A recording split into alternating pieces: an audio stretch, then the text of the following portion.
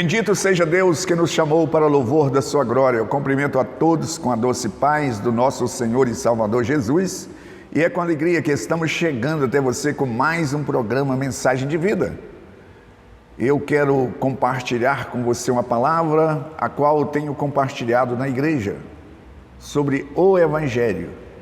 E hoje eu quero falar sobre a essência do Evangelho e concluindo uma série de mensagens que eu tenho pregado sobre o Evangelho. Mas antes da nossa meditação, eu quero convidar você a estar conosco em uma de nossas reuniões. Todas as terças-feiras, às 19h30, nós reunimos no culto de oração. Na quarta-feira, às 15 horas também, nós temos a tarde da bênção, culto de oração. No sábado, às 19h30, nós reunimos no culto de adoração a Deus. E no domingo nós reunimos em 3 horários, sendo que às 9 horas é o culto de ensino das Sagradas Escrituras, às 17 e às 19 são cultos de celebrações ao nosso Deus. É sempre uma alegria receber pessoa como você em uma de nossas igrejas. Como eu já anunciei, eu quero pensar com você sobre a essência do Evangelho. Eu tenho falado aqui neste canal, sobre o que é o Evangelho. Para muitas pessoas, o Evangelho restringe uma boa notícia. Mas nós sabemos que uma notícia em si, só ficar na informação, ela não traz a solução. Nós temos definido que o Evangelho é Cristo e a sua obra. Por isso, eu estou meditando e hoje eu quero compartilhar com você um texto que encontra na primeira carta de Paulo aos Coríntios, precisamente no capítulo 13, a partir do verso 1, onde ele faz algumas colocações. A princípio eu vou ler 3 versículos apenas, e vou fazer a aplicação deste texto, para a gente pensar sobre o Evangelho. Diz assim: ainda que eu fale a língua dos homens e dos anjos, se não tiver amor, serei como o bronze que soa e como o símbolo que retine. Ainda que eu tenha o dom de profetizar, conheça todos os mistérios, toda a ciência, e ainda que eu tenha tamanha fé, a ponto de transportar montes, se não tiver amor, nada serei. Ainda que eu distribua todos os meus bens entre os pobres, ainda que eu entregue o meu próprio corpo para ser queimado, se não tiver amor, nada disso me aproveitará. Eu quero pensar com você nesses 3 versículos iniciais deste capítulo 13, onde Paulo ele faz uma analogia dele com as religiões que existiam naquela comunidade de Coríntios. Em Coríntios havia muitos templos religiosos, e os adeptos dessas religiões, eles tinham muitas práticas de ostentação, cada um querendo fazer mais, para ser visto, para agradar as divindades, porque na religião, por isso que eu estou aqui lendo, e Paulo faz um contraste entre o Evangelho e as religiões. Ele diz assim, e essa igreja, que era uma igreja que tinha ali pessoas, bons pregadores, pessoas que faziam obras sociais, pessoas que tiveram experiência com os dons carismáticos, mas existia ali pessoas orgulhosas, existia ali pessoas ciumentas, pessoas partidárias, e eles estavam. Então Paulo faz uma analogia nesses 3 primeiros versículos dele mesmo, porque se ele citasse algum daqueles coríntios, eles iam ficar ofendidos. Por isso que ele chama você. Eu gostaria de falar com vocês como espirituais, mas não pude, porque vocês são carnais. Entre vocês há partidarismo, há divisão.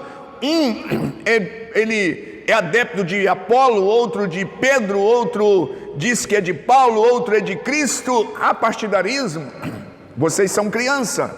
Então ele usa dar um exemplo de si mesmo. E neste versículo ele diz assim: ainda que eu fale a língua dos homens e dos anjos. Se ele falasse assim: olha, se você falar a língua de anjos, dos homens, isso não vale nada, isso é inútil. Aí ele cita ele mesmo, como ele citou logo adiante no capítulo 3, fazendo analogia dele e de Apolo. Eu plantei, Apolo regou, mas quem deu o crescimento foi Deus. Ou seja, não vangloriamos, não precisamos de achar que somos o bambambam, porque a glória é de Deus. E ele prossegue aqui dizendo: se eu, ainda que eu tenha o dom de profetizar, de conhecer os mistérios da ciência, tamanha fé de transportar de um monte para o outro, se não tiver amor, nada disso. Então ele está dizendo: se eu distribuir tudo o que eu tenho para os pobres, ainda que eu entregue o meu próprio corpo para ser queimado, se não tiver amor, nada disso. Ele está dizendo: olha, eu quero mostrar para vocês o que é o Evangelho. Por que Paulo fala isso? Os estudiosos são unânimes em afirmar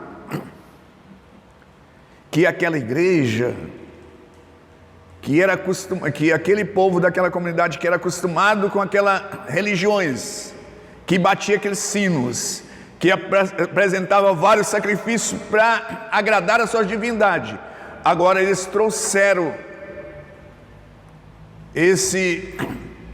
essa atitude para dentro da igreja, transvestido de evangelho, uma nova versão de evangelho, competição, quem fazer mais. E ele está dizendo: tudo isso que vocês estão fazendo é um esforço inútil, perdido. O evangelho não é assim. O evangelho não é essa competição. Tudo e qualquer coisa que você propor a fazer no evangelho, você precisa fazer por amor. Fora disso, é um trabalho, é um esforço inútil. É isso que Paulo está fazendo. Tudo que se eu fizer é como se fosse o sino que bate inutilmente. Certamente ele estava apontando para aquelas catedrais que ali existiam, dos templos e do sacrifício que os coríntios estavam fazendo, querendo ser melhor, e eles tinham essa competição na ceia, cada um querendo passar na frente do outro. Nos dons espirituais, ele falou assim: vocês não precisam disso, um fala após o outro, porque vocês querem falar simultaneamente. No evangelho não é assim. Vocês estão trazendo uma nova versão dessa ostentação para dentro do templo, para dentro da casa do Deus vivo. No evangelho, em Cristo não é assim, mas ele ensina o que é o evangelho. A partir do 4 diz assim: o amor é paciente, o amor é benigno. Ele estava dizendo: olha, vocês não estão tendo amor, vocês não estão tendo paciência uns com os outros. Por que vocês querem furar a fila? Não querem esperar um pelo outro? Por que vocês estão sendo impacientes? Vocês precisam voltar para o evangelho. O amor é benigno. O amor não se arde em ciúme. O ciúme é um espírito. O ciúme é uma maneira da pessoa agir que ele não está confiando. O ciúme é maligno. Vocês estão tendo ciúme do outro. Por que vocês estão tendo ciúme? E ele prossegue dizendo assim: olha, o amor não se ensoberbece, não é soberbo, não é orgulhoso. Por que vocês acham que um é melhor do que o outro? É na religião que tem isso. No evangelho não tem isso. Vocês precisam de voltar para o evangelho. Vocês esqueceram o que foi ensinado para vocês. E Paulo estava falando isso não é porque eles não tiveram experiência. Ao contrário, aquela igreja, no versículo 5, eu quero dizer do capítulo 1, diz o seguinte: porque em tudo fostes enriquecido nele, e em toda palavra, em todo conhecimento. Ou seja, era um povo que tinha tido experiência, mas eles trouxeram essa nova versão de concorrência, nova versão de ostentação, de querer ser melhor. No evangelho, ninguém é maior e nem menor. Por isso que nesse texto também, nesta carta, ele escreve que no evangelho somos como um corpo, e os membros que às vezes é menos decoroso, eles ganham maior honra, porque eles, e ele cita até os órgãos reprodutores, e é impressionante. E ele faz essa analogia de que no Evangelho é diferente da religião. Na religião há aquela competição: quanto mais oferenda oferece, mais para a caída dos seus deuses, das suas divindades. Mas no Evangelho não, nós todos somos iguais, a igualdade. E no verso 5 diz assim: quem está no Evangelho, ele não conduz inconvenientemente, ele não procura os seus interesses, ele não se exaspera, não se ressente do mal. Tem gente que fica ofendido à toa, qualquer coisinha está ofendido. Você não está no Evangelho, você precisa de voltar para o Evangelho. Por que nós ficamos ofendidos facilmente? Isso é um orgulho, com medo de ser passado para trás. Eu citei aqui recentemente sobre um grande pregador da Inglaterra, Charles Spurgeon. Ele disse: quando alguém cita um defeito nosso, ele disse assim: se alguém citar um defeito meu, um defeito, eu deveria ficar muito alegre, porque eu deveria dizer para mim mesmo: graças a Deus que ele só sabe de um, eu tenho muitos outros defeitos que ele não conhece.